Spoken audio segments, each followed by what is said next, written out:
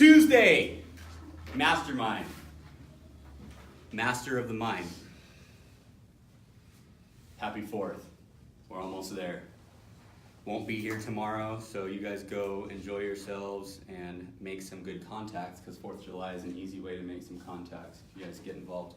How y'all doing today? Great. Great. Good. What are the good words out there? What's the buyer vibes? What's the seller vibes? What are you guys feeling? What are you guys seeing in the marketplace? Lots of inventory. Inventory. Inventory means longer days on market, right? Yeah. Okay. So what does that tell us about the market or where it's headed? Stabilizing. That's right.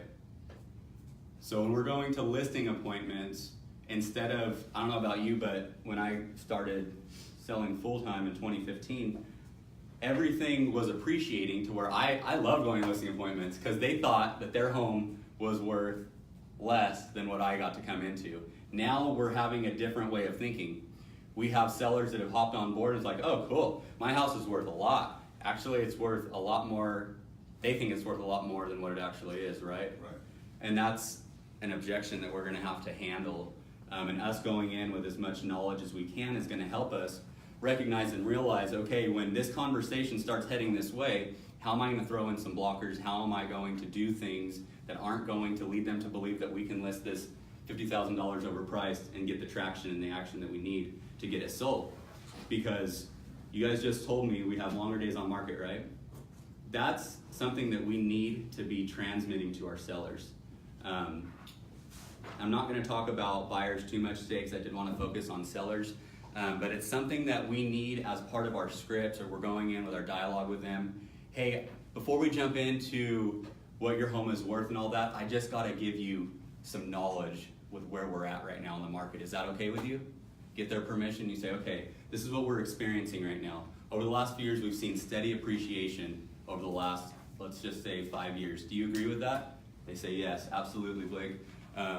This house, when I bought it in 2012, I paid this much for it, and now Zillow's telling me this. And you're like, oh great, like lovely, right? Y'all know what I'm talking about. So right then, before you even object on their price or anything that you know about what the home is worth, you say, so I just want to let you know this. We have a lot more inventory than we did last summer. What does that mean to you? And they're gonna say, well, I don't know. Beats me. You're the expert. Perfect, yes I am. What it means is that homes are being listed a hair too high and they're sitting a lot longer than they should, which means it's not getting the traction that we need and the showings that we need to get your home sold at top dollar. Does that make sense to you? Yes, absolutely.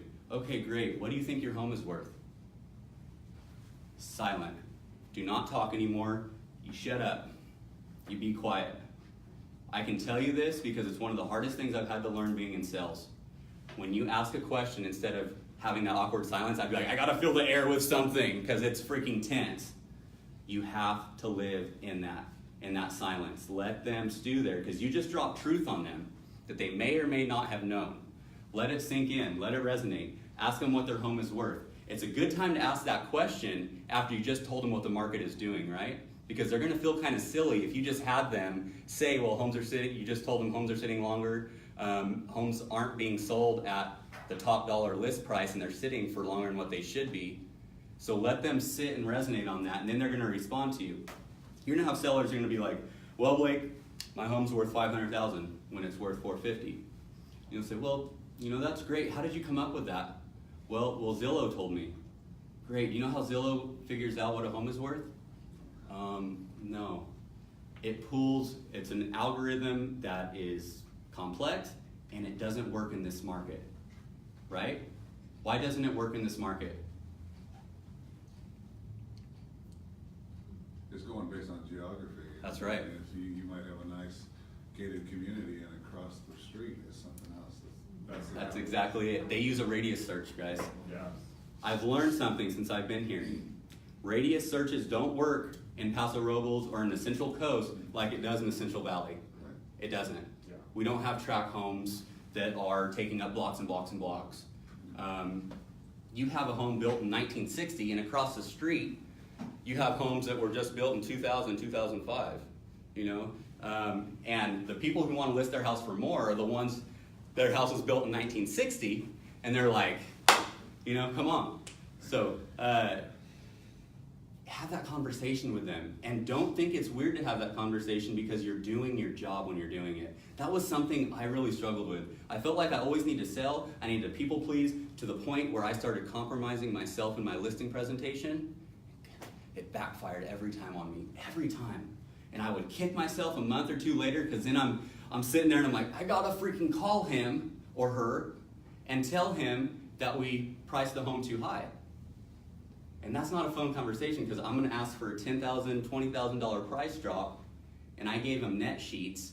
Do you guys, what's a net? Do you guys know what a net sheet is? Do you guys give net sheets to your sellers? How do you structure your net sheets?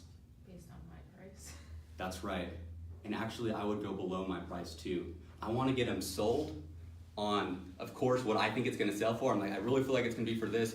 But hey, just for the sake of being honest and transparent, because I don't want to sell you on anything you don't want to do. I just want to be honest and give you information that you need. Here's some numbers.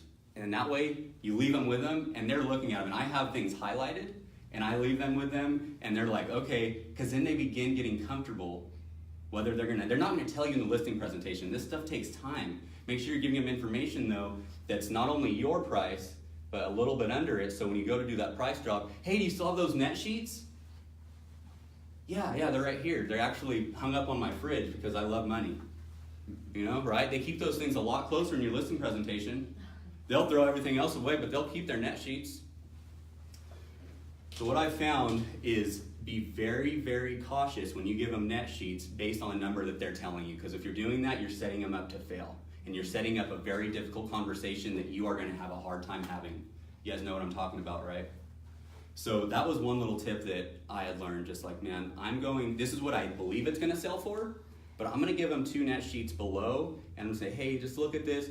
Are you guys comfortable with these numbers? You don't have to let me know now. Look over it later. We'll talk soon.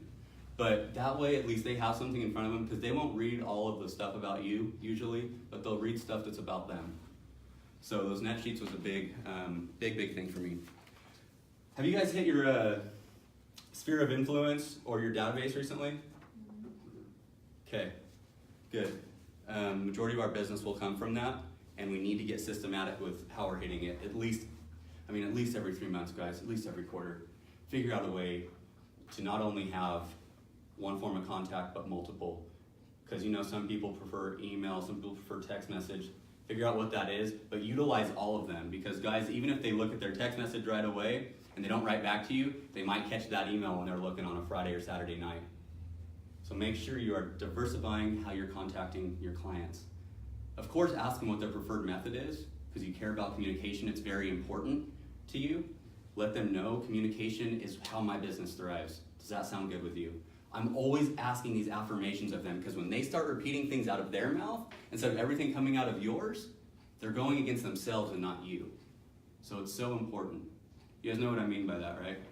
Anytime you drop something big on them, a big piece of knowledge, make sure, do you understand that? Or you know where I'm coming from, right? Yes, I do. Okay, good. It's really important that we understand this, because guys, I want to not only be your realtor, I want to educate you on this process so you guys know this market, and that way we can make decisions together. When you make things about we and not me and you, totally different world. And just that simple verbiage, you start talking we. It creates a different environment, because it's no longer 2 separate people. I get their trust down. Hey, we can do this together. We can do this. We're going to list it at this price. Hey, I don't necessarily want to list it higher because I just told you what the market's doing and this is what I think it's worth, but I'll do that under one circumstance. We're going to have to drop this in 2 weeks if we don't have more than 5 showings. Is that okay with you? Sit silent. Let them respond, and then take it from there. All right, let's jump into it. That was just my little spiel. I wasn't even planning on talking about that. But it's so important, guys. Our preparation for a listing appointment is more important than our listing presentation itself. Being knowledgeable about a home and the area in which you're selling is so important to gain that trust. And letting your clients know that you care and that we're in this together.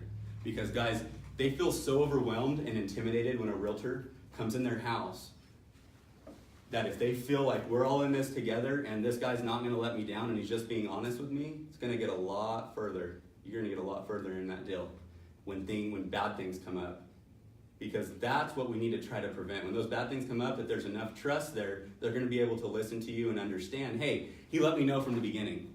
Because who knows, as a seller, if someone comes in and says your home, we'll list it at $250, okay, that's way too low, I'm talking to Larry County. If we're gonna list your home at $500,000, but it's $50,000 over price and you just let it ride and you don't set that expectation, how do you expect that phone call is gonna go when you make it? It's not as good, right? Okay, you guys got your packet? Seller objections? Seller objection number 1, we need an agent with more experience. Anyone heard that? What's your guys' go-to? And just to let you know, this can be a limiting belief. Sometimes we feed ourselves that we are agents without enough experience, and it relays to them. I have. You have? I have, but I can tell you it's only been a few of them. I had the limiting belief, not my clients. I held that belief and thought it was true, and I felt like I needed to explain something that they didn't even worry about. It's funny, we do that all the time, guys. We have more limiting beliefs than our clients do, and then we let our limiting beliefs feed them, and then now they ask us questions that we're not prepared to answer. So it's so important. Number 1, that you're confident in yourself, you believe in yourself, and that you have something written out or scripted well to where you know how to answer it. So right now, if someone was to come up to you and say, hey, I would love to work with you, but how many years of experience you have? What do you guys say? What do you guys say? I always say, oh, it seems like what do I always say to that one? Because I do get asked that. Yeah. Oh, it seems like, maybe, it seems like forever, I forget, but I switch it and change the subject. Exactly, okay, that's a good one. Yeah. That's a good one. Dodge, dip, duck, dive, and dodge. And it works out every It time. does work. It does work, and you're confident in yourself, and confidence radiates, guys. I used to have that limiting belief until I met these so-called experienced agents. Booyah, That's my best confidence builder. right? Right. It's so true. I would have, guys, when I first got into the business, I know it looks like I'm still just hitting puberty, and I'm just being able to shave for the first time, which is cool. But when I was first in the business, guys, I looked like a really little baby, and I would wear glasses because I thought glasses, like real glasses, because it made me look older. And then I realized, you know what? It don't matter if I wear glasses or don't wear glasses, if I think I got a baby face or don't. It's my confidence level that I bring into that appointment that they're after. So that was my own limiting belief, and we all have them. What are those? Identifying your limiting beliefs in yourself is key to mastering your appointments. It's key to mastering your appointments. So we need an agent with more experience. I would always say, well, I've been in sales since I was a little kid. I went door to door because I wanted to wash people's cars and try to make money so I can go get Wimpy's hamburgers. I love their fries. I love them too. Those were Right? Yeah. Oh my gosh, so good. But, it's stuff like that. A quick response and answering with confidence, no matter what your answer is going to carry a lot more than the actual truth of how many years you've been in real estate. So know whatever response you want, just think of it. Because if you guys take this after this class and just copy out, just don't even take what Keller Williams wrote. You can take the bulk of it if you guys wanted. But just think for yourself, how would I feel most confident answering this objection? You will have more confidence in what you want to say than following some script. One of the first things I learned in real estate. I'm not a robot, so I don't always read scripts well.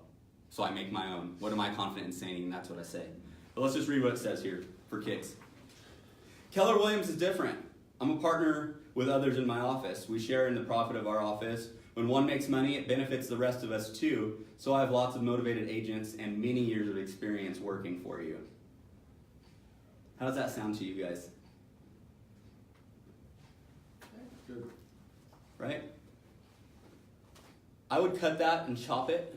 Don't say everything just like that. I would say something along the lines of, I'm so glad you asked that question. Always acknowledging that you are hearing your client should always be the first thing out of your mouth. I hear you. I understand you. I can understand where that question comes from. Oh, you know what? I get that a lot. Those comments immediately cut the tension. So say something like that no matter what. Even if it's an objection, that's a great question. I can understand where you're coming from there. You know what? You're one of the best sellers I had. Not many sellers are as smart as you, right? It's funny when you start saying the right things, how they're more likely to hear what you have to say afterwards. So I would say something along the lines of, Keller Williams has been life-changing for me. I get to be in an office with people who just got in the business and who have 20 years of experience. We have one of the only corporate real estate companies offer, and it's called profit share. When one of us wins, we all win. When I take your listing back to my office, I can't wait to tell everyone about it. I'm gonna print flyers, send emails, and we got on our roster, we have over 80 agents here. So if you guys wanna say that, we have over 80 agents working, even though we know that not all come in the office and may not be alive still, I don't know. No matter what it is though, use that. You know what?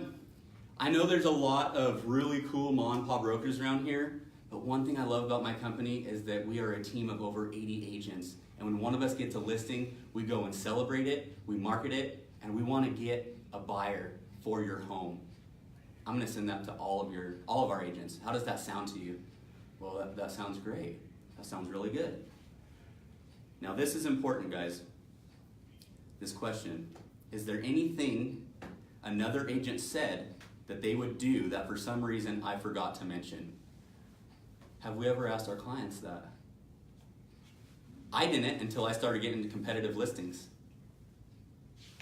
Because when I would go into listings, I was like, oh, it's a home run, there ain't no one, no competition, no nothing, whatever. Guys, it's still important to ask that. Because it shows that you are willing to go above and beyond what anyone is willing to do for them. So, is there anything another agent said they would do that for some reason I forgot to mention?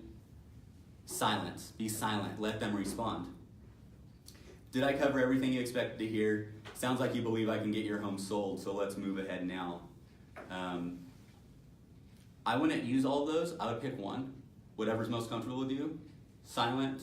After you ask it, let them respond. And then, awesome, that sounds great. So there's no reason you don't think that we're going to be able to sell this home together, right? Like I said, I always use the verbiage we're together. Stuff like that's important. My team, whether you're a solo agent or not, always refer to yourself as my team because I work for a brokerage with over 80 agents and we all profit share together. And when one of us wins, we're all winning. That's why I love my company so much. It's important. Any questions with that? If you guys can just take one good thing out of that, it would be that question. It would be that question. Okay, seller objection number 2. We need to think it over. How many of y'all have gotten that? A lot, right? Guys, I'm going to tell you and just be very transparent. I struggled with this as an agent because I wasn't a big pusher on, hey, if I need to get this signed today, right now. I wasn't. But with my personality, it worked.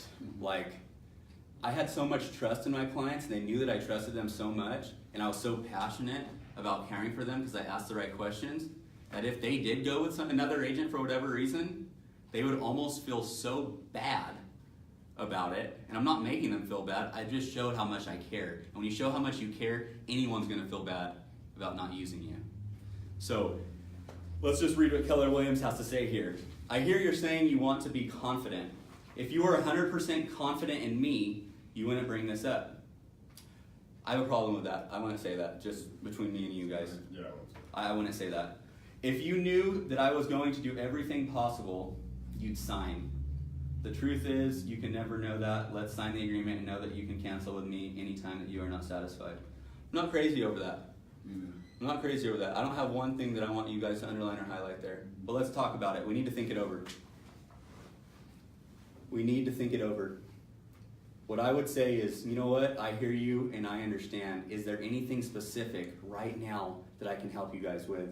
Because I know there's a lot going on right now, but there's got to be 1 or 2 things that you just want answers to, and maybe you're uncomfortable asking me, hey, whether you sign with me or not, I just want you to know I care about you and getting this home sold.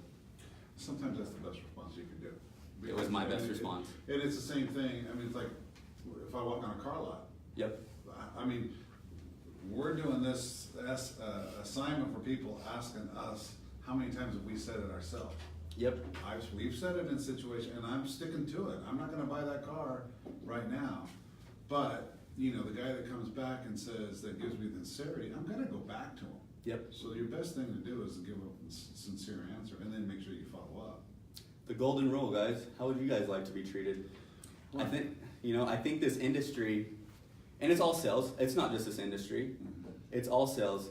They're pushers, pushers, pushers, and yet they wonder why sales has the #1 rate of people getting annoyed of. Like, we compare, I think I seen a list, used car salesmen and real estate agents is just 2 or 3 under it. Why is that? Not anymore. Yeah, I know, right? But why do we think that is? It's because we push, push, push. We don't have trust, so why do we think we can push?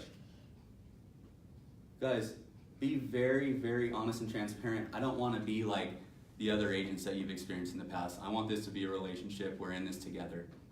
If you establish that for them, you take the sales out of it and you focus on relationship over sales. And you can say that. I would always say it. Hey, I haven't sold the homes I have because I've pushed sales on anyone. I like to deliver truth and transparency. I like to go through the process and educate my clients on what's important. And if there's anything that I haven't done or said, I would really love to answer it right now. I would really love that. Do you have anything that, that are on the top of your head that's just a burning question you have?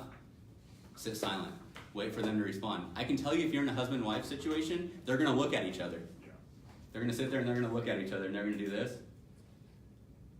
And then that's when you just say, hey, it's not a big deal. I just asked this because I really do care about you guys and I would love the honor of getting to sell your home. You guys know what that does for someone when you constantly reinforce who you are and what you want to do for them, whether you're a part of it or not? It builds that trust more than you guys know. So just ask that question. Is there anything that I can help with right now? I'm gonna have my phone on me. Feel free to give me a call, but hey, we're here. Let's talk about it now if we could, and just leave it at that. So that's what I would say my biggest response or question back to them would be. Seller objection number 3, another agent will charge less. Who's dealt with that? What are we dealing with here? Let's be transparent for a second. 2%. Is that what we're seeing? 1.5 for some. 1.5% buyer side, 2% buyer side. I'm having 2% listing and buyer. So a total of 4% commission. No, 1% 1%, commission. 1%? Yeah. And one of the big names in Tasker. Oh man. What about those development ones? Is it The new construction, those are 1%, which new constructions, that's just something that we won't have direct control over. It is what it is. But they're breeding an environment that won't be Unless you favorable get to the them buyer by agents. representation, 'cause I didn't have your buyer fee, but who does that? I know, right? I understand that. I hear that. So we're dealing with agents out there, they're discounting their service. What does that say about that agent? They don't value themselves. They don't value what they do. Right. We don't value the industry. That's yeah, right. It gives us all. It hurts the industry. It hurts all of us. It's embarrassing to be It hurts in the everyone. same industry with people who don't value themselves. I would never get less Yeah. than 2.5% on each Yeah. side. Yeah. And I mean, if I got a family friend involved and I only did get a 4% listing, that means I gave myself 1.5 Right. and I gave the buyer's agent 2.5. If I gave myself anything, sometimes I would offer 3 or 3.5 because I wanted to show my family member, my loved one, how much I care for them over this money crap. Right. That's how you build referrals, guys. Is But you do even stuff like that. 2.5 is discounting. It is. And there's a lot of people that are thinking that that's the norm That's right. in this area, and I it's don't unfortunate. see 3 in this area, hardly. I know. Only I see Noel Carpenter got 3% on his. Colorado got 3%. Yep. Yeah. Guys, and that starts, and I can tell you because I've been there before, where I would get, and I'll be completely honest, I'd get 6.5% listings, 3.5 on the buyer side, 3.5 on the seller side, 3 on the buyer side. Even the top agents here. They discount, yeah. Because Yeah. they don't even try for 6 around here, to be honest with you. I know. Yeah. Yeah, no, they don't They go mention straight to 6. 5. Yeah, they walk in there. That's a bummer. 5%, yeah. They don't even fight for it. That's a bummer. Higher But it's price how you point market packages. yourself, it's perceived reality. So if you walk Booyah. in with the confidence saying this is what you do, and sometimes you gotta walk away. Yep, that's right. You're gonna miss out on listings, but there's other people that it's a reverse, it's a perceived reality going, well, this guy must be worth it, Yep, and they're gonna do it. You Yep. can't assume that people are always gonna go for a discount. that's right. I actually went in and said 5 once, and they're like, oh, I thought you charged 6, and I was like, oh. Right? No. It's a limiting belief. We all have that limiting belief in our head. And what if we went into a listing appointment with that limiting belief that everyone's charging 5%? That's what I did. The consumer thinks it's 5%. Not everyone does and knows that, guys. So let's knock that limiting belief out of our head. And one of the best ways, or one of the ways I found myself getting weak as an agent, is when I stopped going to trainings, I stopped growing myself, and I didn't feel like I was bringing the value that I said I did. When you truly believe in the value of who you are and the service that you provide, you have no problem telling what your commission is. And the only way you can do that is constantly being learning based. If you're constantly being learning based and growing yourself and your business and your value proposition, guys, you won't discount yourselves. And that's something I had to learn, and I've learned coming here that, man, if I was in more trainings, there's no way I would have walked away with a listing under 6%. When I was, like I said, Kevin Blaine team, we would do 6% was the lowest. We would do even more than that, but we also, our value proposition is we spend $60,000 a month on marketing. Our team consists of over 70 people who are all getting together on a weekly basis, and we talk about your home then. We had an amazing value proposition. It was easy. How can you create that value proposition for yourself? And I can tell you it doesn't always have to do with dollars and cents. It doesn't. It's the level of care and service that you provide. That's your value. You can go in and say, your marketing spiel or whatever, and it's important, let them know. And I had a piece in my listing presentation. I advertise your home on over 80 sites, because do you guys know when you guys upload it on the MLS, it automatically goes onto Zillow, Trulia, and then other people feed off of that, and then there's all of these, you guys get it, you list a house and then 2 weeks later, your home was just listed on blah, blah, blah. Right. So how does she get in there with all the big names? People want to see Zillow, Trulia, Realtor.com, but you can have the other ones listed too. Make sure it's part of your presentation, but don't always just sell that. You're selling yourself, your level of care and service more than anything. Marketing's big though, so make sure you talk about it. Say that it's important to you. You work for a technology company that we believe in marketing your home on every available website possible. Which websites do you like looking on? Have them respond to you. What websites do you like to look on when you're looking for a home? They're going to tell you what? What answer are they going to tell you? Zillow, Realtor.com, whatever it is, right? We all know it. So why don't we have them say it out loud and say, I'm glad you said that. That's the first place we make sure our listing is uploaded to right after it's put on the local MLS. So all of the realtors can see it. Right there, you're knocking out something that they may have thought about, but they want to talk about. And that's why asking questions are so important in a listing presentation. Brad? Yeah, I think that sometimes we're talking about the percentages, and I find that you gotta let them know the realtors are human too. And when you're a buyer's rep and you're going down and you're ready to show them homes and you're seeing only the 2% buyers, you're thinking twice about whether you want to show that home. So it's like you're gonna have a discounted rate. Sometimes you want to sit there and continue making your mortgage payment, or you want to bang it out because you're gonna have people come in. That's right. That's right. So I'm gonna read what they said here. And guys, just to let you know, I freaking love this stuff. I love seller objections. This is like I was gonna say something inappropriate right now. I get the hair standing on end when I talk about this because I'm so passionate about it. I love this stuff because it gives us objections. Number one, shows that a seller is serious. So I would be in a mindset, I would fear objections in the beginning, and then if they didn't have objections, I would talk about things that would bring objections just so I can answer them. Because I couldn't wait. Come on, what you gonna bring me? What you gonna bring me? I'm excited for it. And having that attitude, guys, it's a game changer. So I can appreciate that there's someone who will work for less, but your agent negotiates for you. If they can't negotiate with you about their own money, how likely will they be to fight for your money when buyers make a low offer? I hate that objection. I think it's so much entitlement wrapped up in it. Tell me about that. It just bothers me. It's always bothered me. Okay. I personally do love it. I know everyone does. Their own money, like it's already theirs. It's already in their pocket. Like they haven't done If I'm anything the to seller, earn it. I'd be I like, don't know, damn, just that's a seems- response. I would take out money and I would say business. Yeah. Okay, that works better. If they can't negotiate with you about their own business, how likely will they be to fight for your money when buyers make a lower offer? It's a little, bit better. I don't like that one. I like money better. whatever Money. you want, Don't mess with my money. right? It just depends Good on who you're point. talking to. But whatever it is, and that's why I'm saying, take the good stuff, but make it your own. What I found, it's the simple little words, the simple verbs or adjectives that are used that aren't in my vocabulary that make it come out funky and awkward. So go through and figure out whatever it is. That is a great one. What do they say when you say it? If you don't talk about commission in the beginning of your presentation and you build your value, they're going to have a lot harder of a time arguing with you about commission. What I've found is that agents who go in and say, well, I'll charge you this is what your house is worth, and this is how much commission, you haven't built trust to talk about that with them yet. You haven't given your value proposition. How can you talk about money if you haven't talked about your value?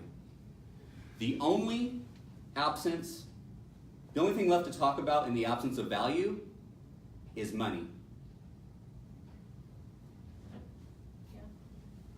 The only thing left to talk about in the absence of value is money.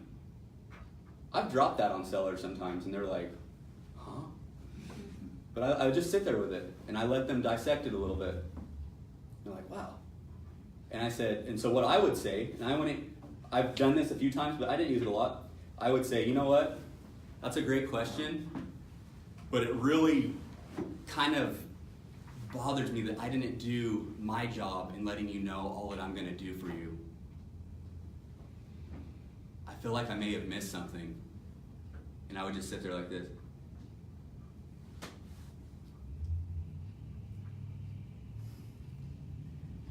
And then I would look at them. And I just have a look on my face like, Oh my gosh. guys, this is the You're stuff. like, no, I'll give you 6. Oh my god. Guys, it's really amazing what happens when you practice what you're going to go into a presentation and do, and we talk about these objections.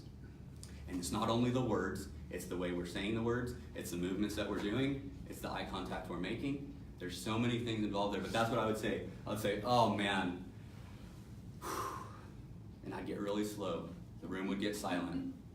They would be staring at me like, what's this guy gonna do? Guys, you're in control. It's funny, we go into these presentations and we don't think we're the ones in control. Let me tell you something, we have all the control. The only control we relinquish is that in which we give them. We give them control or we don't. And it's good to ask questions because it makes them feel like they're in control. But you're still in control because guess who asked that question? You know what one of 3 answers is going to come out of their mouth already. Ask questions, guys. All right. Seller objection number 4. And just because we're running low on time, we're going to stop at seller objections, and next week, we're going to talk about pricing objections. I'm freaking stoked. Oh, I can't wait. I'm so excited that we got talking about these seller objections that we don't have time to go to pricing objections today because I feel like it should be its own class. Especially here, because who knows, when people are discounting their commission, they will often list too high. It's one and the same. Not always, but it can be. So I want to talk about that. We'll talk about it more next week, so tune in. Okay, seller objection number 4. Why won't you reduce your commission? Why won't you reduce your commission?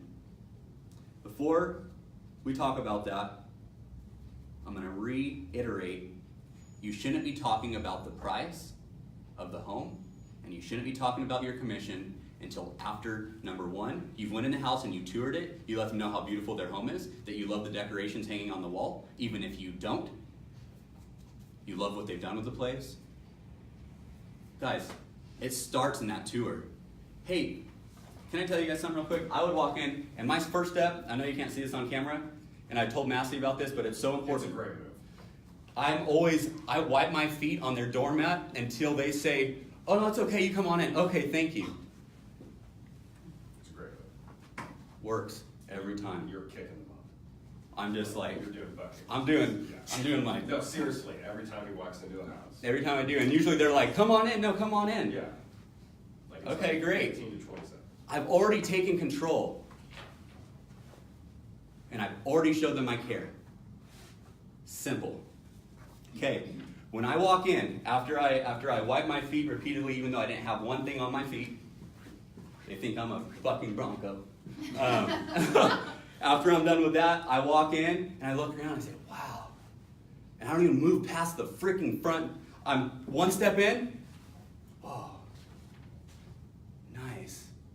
Oh man, today's gonna be a great day. And I keep walking in. Guys, it's the little things. It's the little things that you do that make you different. Okay, after I walk in, I've only taken one step in. Looking around. You guys have done a great job with this house. I just want you to know. Today's gonna be a great day. And I say it under my breath and I keep walking. That felt painting of the Bulldogs playing poker, love that. Yeah, exactly. Exactly. So usually, guys, I don't know how bold you are, but if you want to be a good agent, you got to be bold. So what I would do is I'd have my stuff in, right here in my hands. I'd look around after that. I'd take another step and I'd be like, oh man, is it okay if I set this down well, where do you want to sit after we're done doing the tour? And they say, oh, come over here. You're gonna sit over here. We'll sit at the table. I was like, oh, awesome. Thank you. You know what? I know I'm not supposed to ask this, but I just got done with another 3 appointments and I'm thirsty. Can I have some water?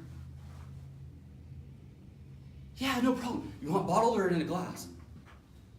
I'm taking control. And I haven't even started. You're good, you're good. Okay. I set my stuff down, I drink my water, I'm walking around. By then, we're already best friends. They know that I wipe my feet before I come into their house, I care about it. I complimented on their house. They gave me water. Now I'm ready for the tour. Hey, do you mind showing me around the house? I don't want to be going anywhere I'm not supposed to or looking at anything I shouldn't be looking at. Can you show me around? And they laugh. Yeah, okay, come on. All right, so we go. And I give them a tour. And I slow them down. Sometimes they'll want to whip you through, and agents go in there, that's not you guys, and they whip through, they look at all their stuff, and they say, okay, and they're ready to sit down. Those agents have already lost. And this is how you're differentiating yourself right now, because you've already been different than everyone that's walked through their door. Okay, they give you the tour, you're slowing down at each room, and you're picking out one thing to talk about. Just get in your mind, I'm going to talk about one thing. Oh man, love the color you have in here. Love that. That is nice. When did you do that? Create a conversation. Awesome. Keep going. Keep walking around, looking at stuff, picking out one thing. When you look at pictures on the wall and you acknowledge that it's a family, number one, you know what to focus on. Man, there's always something going on. When I'm doing a mastermind, there's always something going on out there. Okay. When you guys look at pictures on the wall, what are you finding out about them? Interests. Their taste. That's right. Interest, yeah. You're finding out what they care about. Now you know when you go back to the table, you have conversation pieces. And you're not even going to start talking about your value proposition yet because you're going to talk about them and stuff that they like. You're building that trust. Books. That's the first thing I noticed. Books is good. Yeah, like books is a big one. Books is good. Yeah. Whatever it is, guys. You can tell Pictures on the wall, what some are. family. You can tell. You can. A family trip to the lake, whatever it is. You guys talk about that. Ask them questions about it. Number one, when you ask questions, you show them that you care more than anything else. And knowing that you care is going to make it a lot easier when you're selling yourself on the value proposition which you're bringing. So after you're done getting the tour, you come back, sit at the table, pull yourself up. Oh man, I am excited for this house. Say that under my breath, and then you get going. Still not selling anything, but you're just excited and you want them to know how excited you are to get this going. You haven't even asked for the contract signed. You're going in knowing that you're going to get it. You are going in there knowing you're going to get it. Okay. Why won't you, did we do that one? Why won't you reduce your, oh yeah, I got on a spiel. I got on a spiel about what you guys need to do in the beginning because no one talks about that stuff. Yeah. But it was my seller, guys. It's what sold me every single time. But when I went to the table, I can tell you, 75% of the time, I didn't have to deal with any of this stuff. Any of it. And I freaking loved it. It was great. Made my life and my job so much easier. But when it came, boy, was I ready. I was ready. Okay, let's read it over. Let's say your boss came to you and said, I want you to do the same job for less pay and you'll have to work harder. Would you be motivated? No. Well, that's like me. I'll need to work hard for you. That's what you want, isn't it? I don't care for that. Okay, you want the most money possible, right? Agents who discount their commission will offer buyer agents less money too. You want to give the biggest incentive possible to buyer's agents. I do like that one. That's a good one. That's the one I focus I don't like on. the wording, but it's the Yeah, concept. yep. Word it around a little bit. Some of this stuff comes across a little demeaning to me. Right. A little bit demeaning, a little bit arrogant, and I never wanted to come across as demeaning or arrogant because that's what most of your competition will be. Right. So how do you differentiate yourself? You don't be like the rest of them. Be conversational. That's right, conversational and relational. Move over to the next one. Is there any questions for that? I believe that another agent will charge less and why won't you reduce your commission are kind of the same thing, but I did use the buyer agent one a lot. I work with all the realtors. It don't matter if you're with Keller Williams or not. Yes, we have 80 agents. Yes, we'll market it to wherever and all of the consumer, but I want you to know I have good standing relationships with all the realtors in this area. I work hand in hand with them to get your home sold. Does that sound good to you? Yeah, that sounds great. Sweet. Okay, seller objection number 5. Why should we pay? I've never once dealt with this. Why should we pay? Has there ever been a time when you bought something for less thinking it was of great value only to find out it was not and you had to replace it and spend more? Quality lasts. It delivers value. Is this time like that time? It is. Okay, I wouldn't really say any of that. But I do like the value thing. But I never put it on them. I'd be like, I always make it about myself. And when I price a high to home and I do make that call, hey, Mr. Seller, this is a hard conversation for me. I just wanted to apologize. Apologize for what? I listed your home too high. I did it. Don't put it on them. I did it. Take responsibility for yourself, even when it's not your fault. It's called being meek, something that this world doesn't have enough of. Take responsibility for things that you aren't even at fault for because you don't want to make your clients feel guilty. Just do it. Take that weight. Take that weight. I am sorry, but I listed your home too high. Be silent. Do not say anything after that. Let them sit there. How are they going to respond to that? I can tell you 75% of the time it was, well, we did it together. Why? Because on my listing presentation, we did everything together. Right. We're. Verbiage. It's important. And then you say, well, I have a good game plan for us. I really, really do. How does that sound to you? Well, that sounds great. What do you want to do? Well, you're taking control of the conversation when you slow yourself down. Well, you don't say a price reduction. Get that out of your vocabulary. We are not doing a price reduction. We're doing a price reset. We are resetting this price. And we're going to get the people that we need to get in this house. We're going to reset this price. We're going to do a little bit different marketing, advertising. But the main thing when we do this price reset, it's going to come back up on the MLS as a price being, don't say reduced, dropped. All the websites are going to see, and all the people that saved your home on Zillow. Have you hopped on Zillow and see how many people saved your home since we have it listed? When I didn't have very many showings, I would focus on that because you still have people saving it. You might have 20 saves, only 3 showings. Those 20 people are going to be notified that we're resetting the price. That's exciting. Those 3 agents that came in, I can't wait to get on the phone with them after this conversation. Great. Get them excited. Build up that energy again. It's a price reset. We're redoing everything. We're starting from the ground. We're cutting out what we did. My fault. It's my fault what we did. But you know what? Let me take responsibility for that, and let's move forward in confidence. How does that sound with you? Sounds great. Awesome. Okay, there it is. That's all I got. My timing was good. It's 1:30. Thank you guys so much. I hope you found benefit. Next week, we're going to be talking about pricing objections, which I'm excited for. Happy 4th of July. Thursday we'll be in here for a power-up. The next mastermind will be next Tuesday at 11:30. And then Monday will be the 4 disciplines of execution, setting goals for yourself and your business. Appreciate you guys. Have a good one.